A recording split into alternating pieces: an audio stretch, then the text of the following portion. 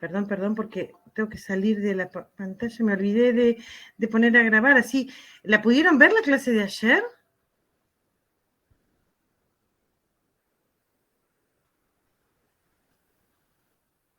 Hola. Hola, buenas noches, profe. Yo no vi porque estuve presente en su clase, pues. Ah, bien. ¿Alguien que la haya podido abrir? Sí, se pudo ver, ¿verdad? Me gustaría saber eso. Esperen que estoy iniciando. No sé por qué pregunta 3 veces. No me di el tiempo, dice Macarena. Bueno, ahora sí está grabando, ¿no? ¿Ustedes les aparece el loguito de que está grabando? Sí. Sí, aparece. Ahora sí. Perfecto. No, me interesa que les quede grabada porque los que no puedan participar de la clase, bueno, ahí está el material. Y los que sí participan pero quieren volver a escuchar para tomar nota, lo que fuera, ahí queda grabada. Está bueno, ¿no? Bien. Esto es... Profe, perdón que yo te interrumpa. Me avisó una compañera, Nati Ruppel, que no va a estar en la clase porque está en Mar del Plata con el nene. Tenía que hacerse un estudio. Ok, sí, la conozco a Nati. Muy bien. Gracias. Avisada, sobre aviso, ningún problema. Volvemos a la pantallita esta de la que estábamos hablando. Ayer nos quedamos acá. También le subí este archivo para el que lo quiera ya ir abriendo y mirando. ¿Alguno lo pudo abrir? Es un PDF. Yo lo abrí, María Laura, y se ve bien igual. Y la clase Genial. también la pude abrir y la vi un cachito. Igual estuve presente ayer, pero la abrí para ver si se podía ver. Ah, qué bueno que me des esa tranquilidad, porque yo ya estoy tan acobardada con la tecnología. Bueno, bárbaro. Estábamos hablando de los vectores, ¿no? Y yo dije la enfermedad de Chagas, nombraron el dengue. En estas enfermedades existe un animal que va a funcionar como un colectivo. Lleva de un lado hacia el otro, pero él no se enferma, ¿sí? En la enfermedad de Chagas es la vinchuca. ¿Han oído hablar de la vinchuca?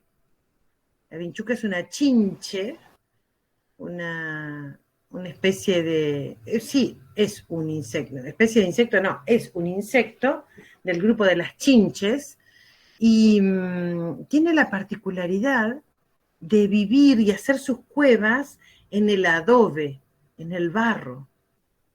¿De qué están hechos los ranchos? De barro. Barro y paja es el adobe, ¿no? Bueno, en ese material, la vinchuca encuentra el lugar ideal para hacer sus nidos, poner sus huevos. Pero es un insecto de hábito nocturno. Sale durante la noche a picar y a chupar sangre porque esa es su alimentación. Es un insecto hematófago. Así se llaman los insectos que consumen sangre. Hematófago. Y esta chinche pica a las personas durante las horas de sueño. En la oscuridad de la noche, pica. Y tiene una característica. Su intestino es rígido. Y cuando, vamos a hablarlo literalmente, pero cuando come, defeca. Porque no, para entrar comida tiene que salir materia fecal. Es rígido el intestino, entonces no admite que entre más alimento si previamente no se vació. Entonces, como la vinchuca cuando chupa sangre defeca, y yo dormido me rasco la picadura, porque me pica, ¿no? Una roncha. Y donde me rasqué, en el proceso de rascar, hay pequeñas abrasiones en la piel, ¿no? Y entonces el virus, perdón, no es un virus, es un parásito, me equivoqué. El Trypanosoma cruzi, así se llama, el parásito, entra a la sangre del paciente. Pero ¿y cómo es que la vinchuca tenía Trypanosoma cruzi, este parásito, en su tubo digestivo? Ah, porque ya había picado una persona que tenía Trypanosoma cruzi. Una vinchuca pica a una persona con Trypanosoma cruzi el Trypanosoma cruzi entra al tubo digestivo de la vinchuca y en la próxima persona que va a ir a picar, lo traslada al parásito y lo defeca.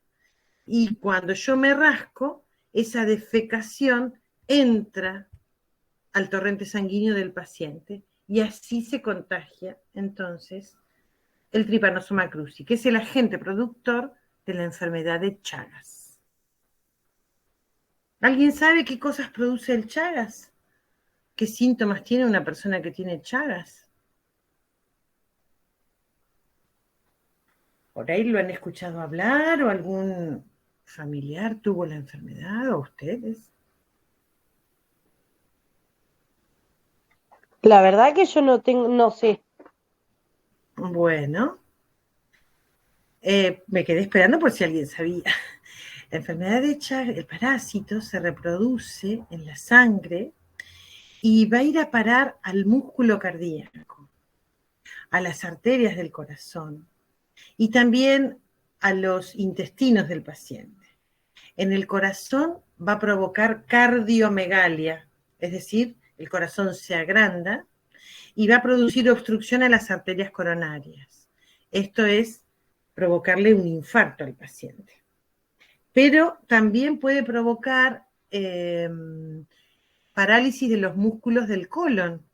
Y entonces aparece lo que se llama el megacolon, un colon grande porque los músculos se han paralizado y entonces no se contrae, ¿no? Con los movimientos peristálticos. Así que es muy importante recordar esta enfermedad. En la Argentina se calcula que hay unos 8 millones de chagásicos. 8 millones de chagásicos.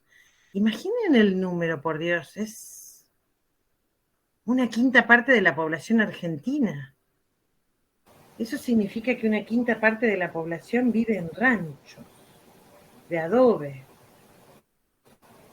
A veces uno se pregunta, ¿qué país es el que yo no conozco, no? Sobre todo la gente del norte, la Mesopotamia, toda esa zona. En Tandil hay Chagas. En Ushuaia hay Chagas. Ha sido muy diseminado en la zona de Tucumán, Santiago del Estero, Chaco, Salta, San Juan, las provincias de Cuyo que tienen mucha tradición de casas de adobe. Yo conocí hace unos años un hospital hecho todo de adobe en un pueblito que se llama Calingasta, en San Juan. El adobe es tradicionalmente un material con el que se hacen las casas, sobre todo las casas humildes, ¿sí? Sobre todo la de los peones de campo que van de campo en campo y entonces ellos diseminan la enfermedad. El peón que va a la cosecha del algodón y luego va a la cosecha del azúcar, la zafra, y después va a la cosecha del tabaco en Salta y así va llevando el tripanosoma entre las provincias. Pero acá en Tandil también tenemos trabajadores santiagueños, trabajadores tucumanos, correntinos, o sea que el Chagas está en Tandil. Y de hecho se han encontrado vinchucas portadoras de tripanosoma en otros lugares que no son de adobe. ¿Saben en dónde? En las curtiembres, las fábricas donde se limpian y tratan los cueros. Parece ser que a la vinchuca le gusta hacer también nido ahí, entre los cueros, entre las pilas de cueros de las curtiembres. Así que bueno, es para considerar, ¿no? El ejemplo que dio la compañera del dengue, ese otro excelente ejemplo. En este caso también es un hematófago, pero es el mosquito. El mosquito Aedes aegypti. Así se llama. Es un mosquito muy particular, tiene manchas blancas en las patas y en el cuerpo. Se pueden ver, a simple vista. El Aedes aegypti, a diferencia de otros mosquitos, es urbano, le gusta ir a los cacharros con agua, le gusta ir a los floreros, le gusta el agua más bien fresca, no el agua putrefacta de un arroyo. Profe, sí. Perdón que le interrumpa, está Cintia esperando para que la acepte. Ah, perdón, no la vi, a ver. Joana Quiroga. Ella era la única. Perdón. Ah, le digo que vuelva a insistir. Sí, porque no está Cintia acá en mi lista de...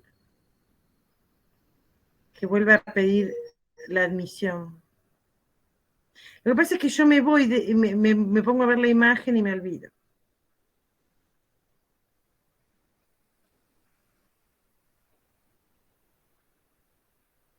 No aparece Cintia. Bueno, me vuelven a avisar cuando vuelva a entrar. Estaba diciendo del dengue, ¿no? Que utiliza a un vector, el Aedes aegypti. Pero el Aedes aegypti, este mosquito tan particular, que hay en Tandil, Aedes aegypti, también transmite otras enfermedades, no solamente dengue. ¿Conocen alguna más que pueda transmitir el Aedes aegypti? Ahí está Cintia Maidana y Rocío Aspesi. La fiebre amarilla, profe. Muy bien. Fiebre amarilla, paludismo, también. Todas enfermedades transmitidas por el mosquito Aedes aegypti. Este mosquito que tiene una particularidad. Se aleja de las personas que huelen a vitaminas del grupo B. Qué maravilloso eso, ¿eh?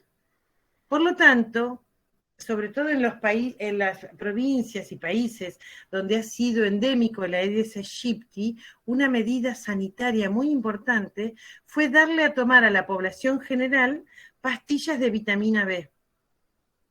Porque parece ser que al tomar esas vitaminas, el paciente perspira un olor que al mosquito lo aleja.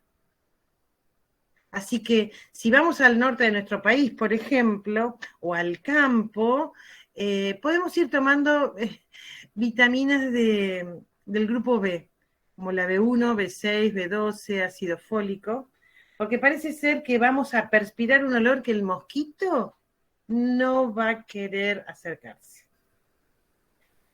Bien. Siguiendo esta... Se me fue el power. Perdón, ¿dónde lo tengo? No me digas que lo cerré. No, está acá. No cerré nada. Ahora vamos a ir directamente ya a la lista de enfermedades como para seguir charlando de esto que es un tema tan apasionante en enfermedades infectocontagiosas. Pero también recordar las enfermedades que no son transmisibles. Aquí tenemos una lista de lesiones por causas externas, intencionales y no intencionales. Esto se refiere a lo laboral, ¿no?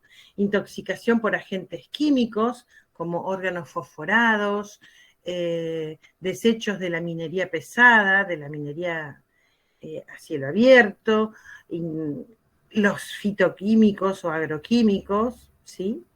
Y también entran en esta lista el envenenamiento por animales ponzoñosos, como por ejemplo víboras, arañas, ¿sí? Ustedes saben que Tandil es un centro de derivación regional para las lesiones producidas por animales ponzoñosos.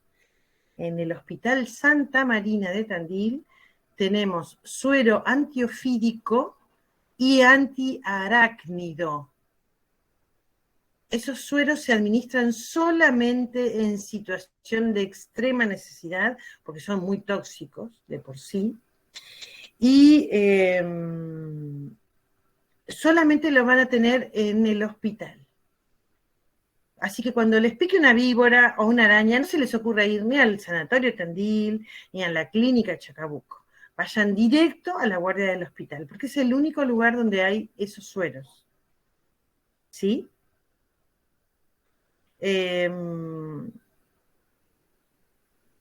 A mí me pasó una vez con un paciente que me traen del campo, picado aparentemente por una araña viuda negra.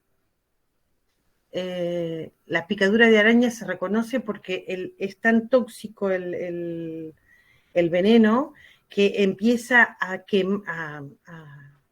provocar isquemia en el sitio de la picadura. Entonces el paciente donde tuvo primero la roncha, en pocos minutos se le pone negra y se comienza la gangrena de la pierna, del brazo. En este caso de que les cuento, era un paciente joven, un muchacho de 22, 23 años, que estaba haciendo fardos en el campo y de pronto siente una picadura en la pierna muy intensa, ve la roncha, bueno, se rasca, sigue trabajando y como le seguía doliendo, se baja el pantalón, se mira y ya tenía negro en el sitio de la picadura. Me lo traen a la guardia del sanatorio Tandil. Yo dije, pensé en Loxoceles, así se llama la araña viuda negra, y no había tiempo de trasladar al paciente. Era más rápido que alguien fuera a buscar el suero al hospital. Así que llamé al hospital, pedí el suero, fue un familiar corriendo a buscar el suero, lo trajo a la guardia y se lo administré al paciente. Y así le pude salvar la pierna. Es un suero muy tóxico que puede provocar shock alérgico masivo. Esto es cierre de glotis y demás. Pero bueno, no fue el caso de este señor, que por suerte evolucionó muy bien y salvó la pierna. No pierdan tiempo en venir a las guardias de los privados para lesiones de arañas o de víboras. Vayan directamente a la guardia del hospital, ¿sí?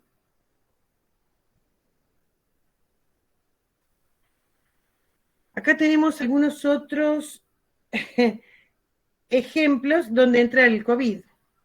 La viruela es una enfermedad que está, ¿vieron cuando ayer dijimos otros eventos? Dijimos enfermedades transmisibles, no transmisibles y otros eventos. La viruela es una enfermedad transmisible, claro, pero resulta que fue erradicada del mundo. Fue erradicada.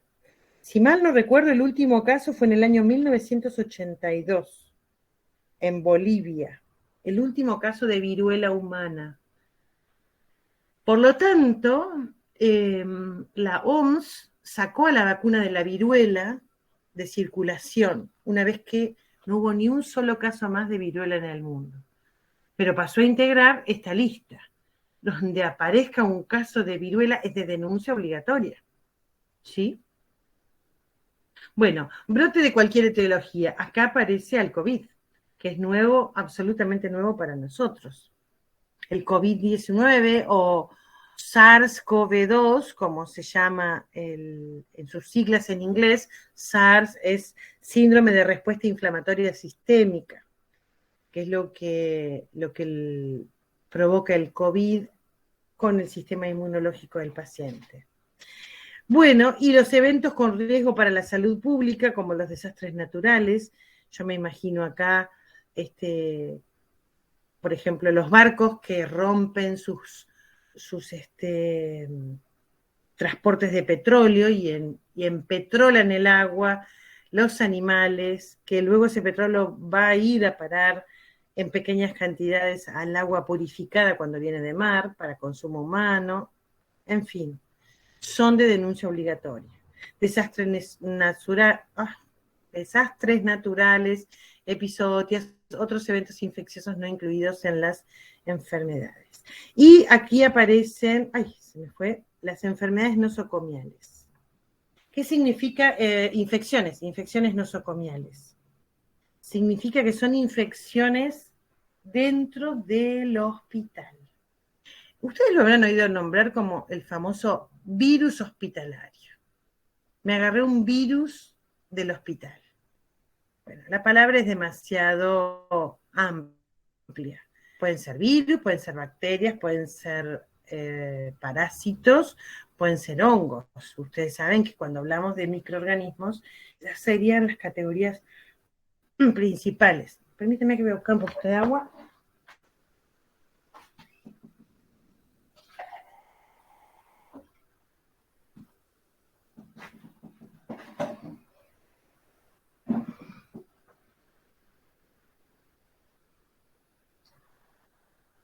Las categorías principales de microorganismos, entonces bacterias, virus, parásitos, hongos, entran también a representar a las infecciones nosocomiales.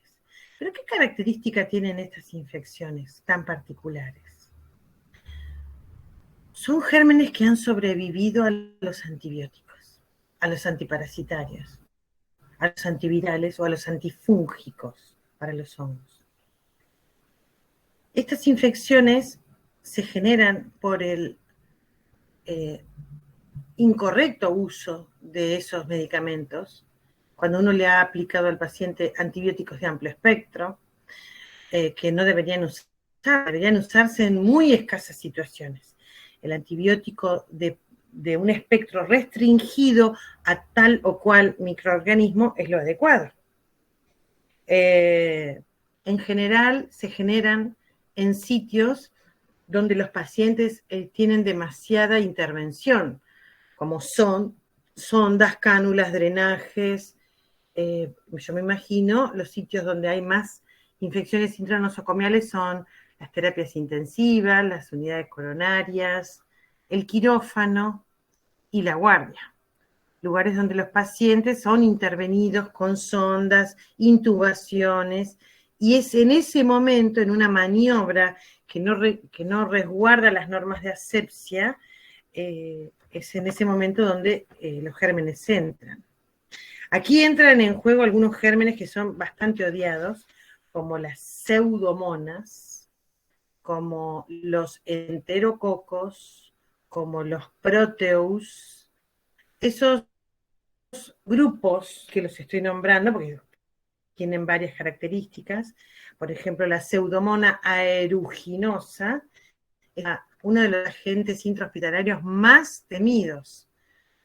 Genera infecciones multiresistentes en la vía aérea, en la piel, en la vía urinaria, y puede no haber un antibiótico para ese germen, porque ha resistido a los antibióticos. Entonces uno no sabe cómo matarlo, con qué matarlo.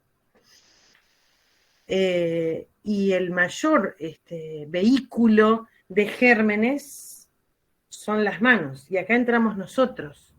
Nuestro rol es fundamental. El lavado de manos del personal de enfermería entre paciente y paciente garantiza que no se transmitan enfermedades intranosocomiales o intrahospitalarias, ¿sí? Bien. Las estrategias son la vigilancia clínica, la vigilancia de laboratorio, esto es notificación inmediata ante la sospecha del médico.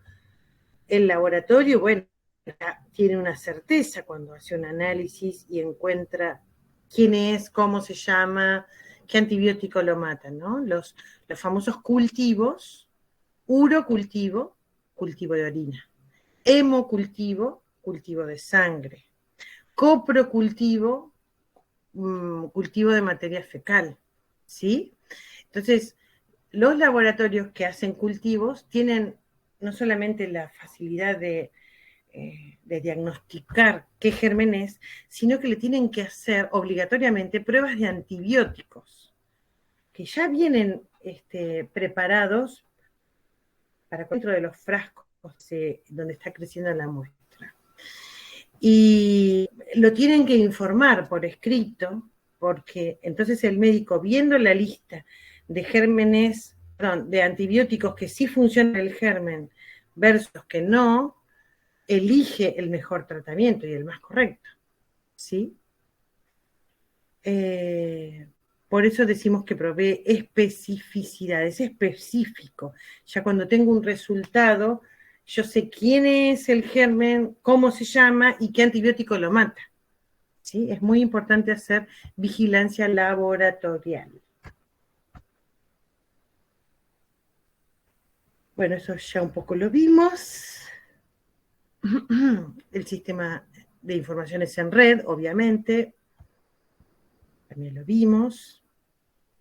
Cómo funciona un software, un nodo. Bueno, fíjense, aquí tenemos algunas de las listas de patologías o enfermedades que tenemos que, programas primero, que el Sistema Nacional de Vigilancia se ha propuesto como grandes desafíos, ¿no? Las infecciones de transmisión sexual, incluido el SIDA, fíjense acá aparece la enfermedad de Chagas, el programa ampliado de inmunizaciones, el calendario oficial de vacunación, erradicar la polio. La vacuna de la polio es la única vacuna que se bebe, ¿sí? Si alguno de ustedes es mamá, papá y ha llevado a sus hijos a vacunar, habrá visto que además de pincharlos, le ponen una gotita en la boca. Esa es la vacuna Sabin contra la poliomielitis. Hoy por hoy no se aplica casi Sabin y se está aplicando un sucedáneo que es la vacuna Salk, que fue la vacuna original de la poliomielitis. Y bueno, y por último el programa sarampión-rubeola, que también apunta a erradicar el sarampión de nuestro país. Las unidades centinela son de enfermedades más bien puntuales, hepatitis, diarreas, como hablamos ayer, las diarreas estivales. El SU o SHU, cuando ponen la H antes, es el síndrome urémico hemolítico. Síndrome urémico hemolítico, SHU, esas son las siglas. ¿Qué hace el síndrome urémico hemolítico? Está provocado por una bacteria muy conocida, que es la Escherichia coli. La Escherichia coli vive particularmente en las carnes crudas. Por eso le pedimos a los papás que no les den hamburguesas a sus hijos, porque la hamburguesa es una carne picada, por lo tanto tiene entre medio mucho oxígeno, ¿no? Y esta bacteria, la Escherichia coli, es muy sensible al oxígeno. Necesita ese tipo de medio ambiente, me imagino una bolsa de carne picada, para reproducirse más, porque está muy oxigenada la carne. Bueno, más si hacemos esta onda de lo jugoso, bueno, la hamburguesa vuelta y vuelta que en el centro quedó cruda es la gran productora de síndrome urémico hemolítico.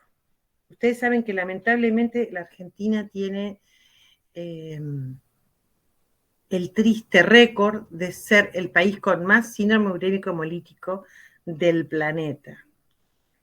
¿Qué hace el síndrome urémico hemolítico? La bacteria, Escherichia coli, provoca una toxina que resulta agresiva sobre los glomérulos. Los glomérulos, ¿se acuerdan de los glomérulos? Bueno, es tóxica para los glomérulos. El paciente hace una insuficiencia renal aguda que tiene que terminar en diálisis y si no se recupera va a ser la diálisis de por vida. Esa es la gravedad del síndrome urémico hemolítico. Las fichas especiales de este sistema, bueno, meningitis, lepra, no quiero entrar demasiado en eso ahora, quiero ir derechito a las listas. Profe, perdón, una consulta. Sí. Haciendo referencia a esto que usted dice del síndrome urémico hemolítico, ¿puede ser que queden como secuelas o cierta sensibilidad a lo que es el consumo de ciertas carnes? Sí. Sobre todo en los niños. Sí. Sí, por los anticuerpos que genera la presencia de la bacteria. Sí. El síndrome urémico hemolítico probablemente sea una enfermedad multifactorial, pero sabemos que la presencia de la bacteria es sine qua non, porque sin bacteria no va a haber fábrica de toxinas. que sean las que verdaderamente hacen daño. La bacteria no hace daño las toxinas que genera la bacteria. Proteínas agresivas, toxinas. Bueno, acá habla un poco de cómo se hace, los hospitales o los nodos tienen que complementar estas planillas que son de confección obligatoria, como dijimos, verificar los datos y tanto de los centros de salud, los hospitales o los nodos, se tiene que llegar a un registro que no deje filtro, que no se filtren los pacientes, que todos estén registrados, ¿sí? Voy a seguir hasta allá, hasta esta lista que quería mostrarles.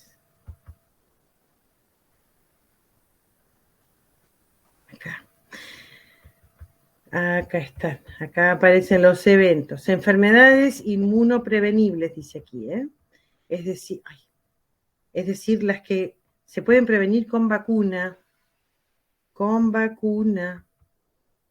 Ayer hablamos de la coqueluche o tos convulsa. Ayer hablamos de la difteria. Hoy estamos hablando de las parálisis como la poliomielitis, aunque lo hablamos ayer, y las parotiditis.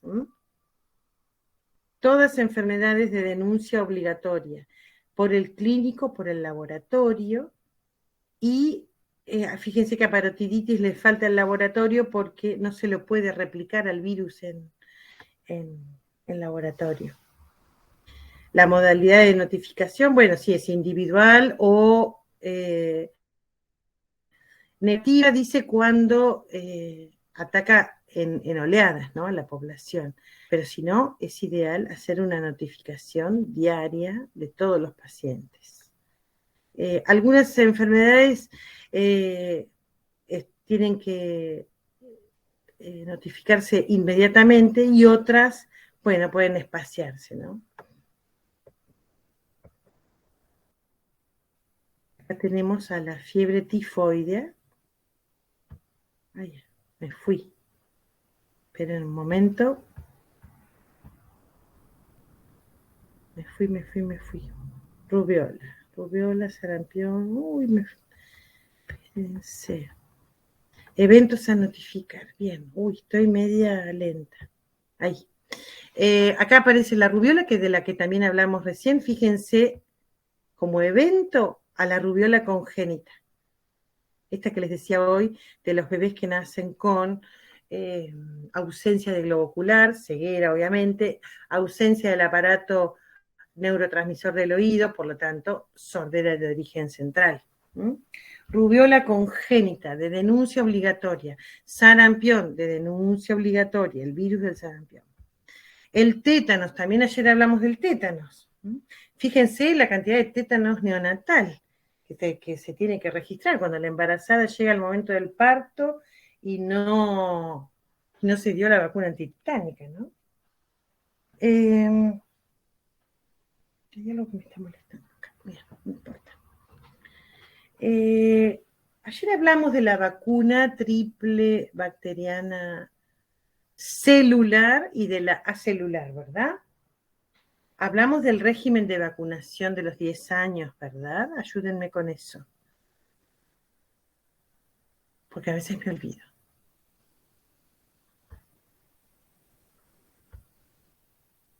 ¿Están ahí? ¿Están dormidos? María Musacho, buenas noches. ¿Hablamos o no hablamos ayer de la vacuna triple bacteriana? Acelular y celular. Sí, dice María. ¿Pero se acuerdan o no de lo que hablamos? ¿Quieren que lo repita? Sí, profe. Hablamos ayer de la vacuna, de la triple celular y la celular. La A celular es la que se da después de los 12 años, ¿era? 11 años, sí. 11 años. Bien, ¿y hablamos del esquema de vacunación para un adulto que se le haya vencido la vacuna? No, que recuerde, no. Eso me parecía que estaba faltando. Voy a aprovechar y lo voy a decir ahora. Porque esta es una pregunta que siempre surge en el vacunatorio. Más de una vez les van a hacer esta pregunta. Por ejemplo, tengo 4 hijos. Bueno, quedé embarazada del primero, el doctor me mandó a darme la antitetánica al mes, a los 2 meses, y a los 6 meses que me tocaba la tercera dosis me olvidé, ya el bebé había nacido, yo tenía la cabeza en otra cosa. Si no damos la tercera y última dosis, el paciente, la paciente en este caso, pierde toda la inmunidad, es errática. Por lo tanto, supongamos que yo recibí, vamos a enumerarlo, ¿no? Las dosis de vacuna triple bacteriana celular a los 2 meses, a los 4 meses, a los 6 meses, a los 18 meses, al ingreso escolar. Y luego recibí un refuerzo a los 11 años. ¿Qué tengo que hacer a partir de ahí? Y tengo que recibir un refuerzo cada 10 años. A los 21, a los 31, a los 41, a los 91. Una vez cada 10 años me tengo que dar un refuerzo de vacuna antitetánica. Pero si esto no ocurre, como muchas veces pasa, la gente viene a la guardia y dice, ay, yo me tendría que haber vacunado a los 21, pero no lo hice, tengo 23, ¿qué hago? Bueno, ahora vas a tener que hacer un triple esquema, que es a los 0, al mes y a los 6 meses. ¿Qué significa esto? Hoy me doy vacuna antitetánica, al mes me doy vacuna antitetánica y a los 6 meses de la primera dosis me doy la tercera y última dosis de vacuna antitetánica. Así, de esa forma, vuelvo a tener la garantía de los 10 años. Yo me tengo que acordar ahora de que a los 10 años me tengo que dar un refuerzo. ¿Se entiende?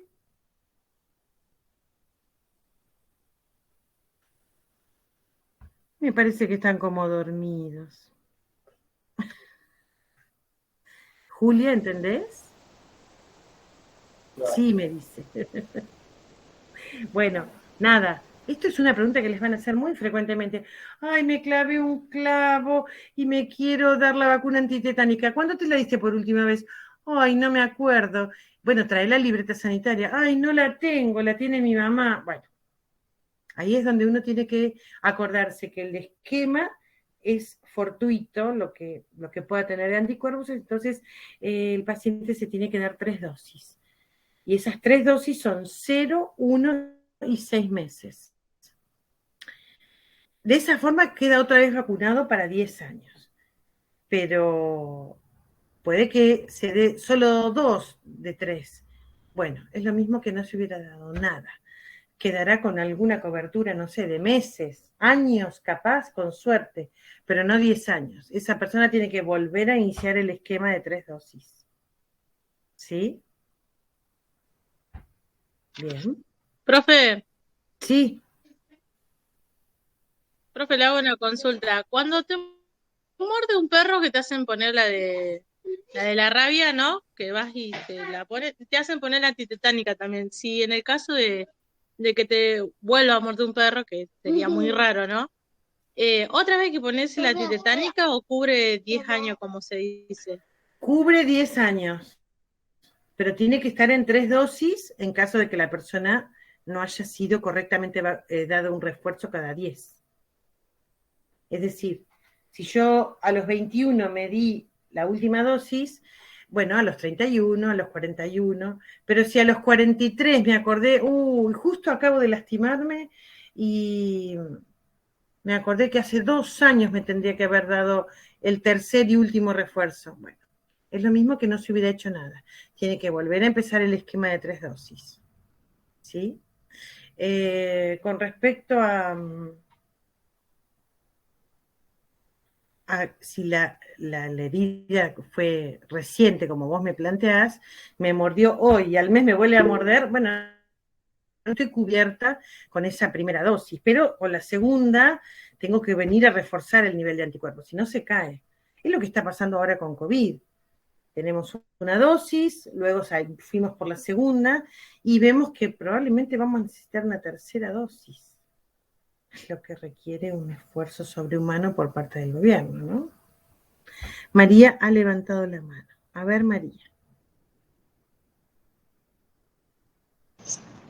Sí, María, te escuchamos. Lo que usted explicó ayer con respecto a la antitetánica fue que cuando en el quirófano lo único que no se puede controlar es el bicho ambiente. Por eso se coloca, profesor. Sí, claro. En el tétanos neonatal también se calcula eso. Se calcula que el bebé con su cordón umbilical ha estado expuesto al tétanos del polvillo ambiente. No le van a cortar el cordón con un bisturí oxidado, ¿no? ¿Sí? ¿Se entiende eso, María? ¿Sí? ¿Está respondido? Sí, profesor. Bueno, muy bien. Ya se me está terminando Disculpe porque el tiempo. Discúlpeme, pero escucho muy mal, pero creo haberles llevado la conversación, discúlpeme. Está bien, María. Después puedes escuchar la clase otra vez si querés. ¿Sí? Que por ahí grabada quedó entera y no tenés el problema de conectividad, la podés ver a cualquier hora. Digo una cosa, ya se me está terminando el tiempo, pero quiero contarles que, creo que ya les conté, que tengo que dar una materia más, que es emergencias y catástrofes, que es una materia de tercer año.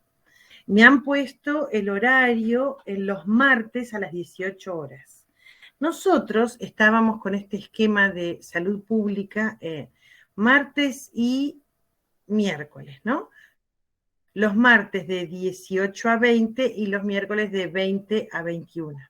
Bueno, ¿qué pasa? Ese no era el horario original. El horario original, en el esquema de toda la grilla de enfermería, es que segundo año tenga 1 hora de salud pública los martes y 2 horas los miércoles. ¿Pero por qué habíamos hecho el cambio de pasar 2 horas al martes y 1 al miércoles?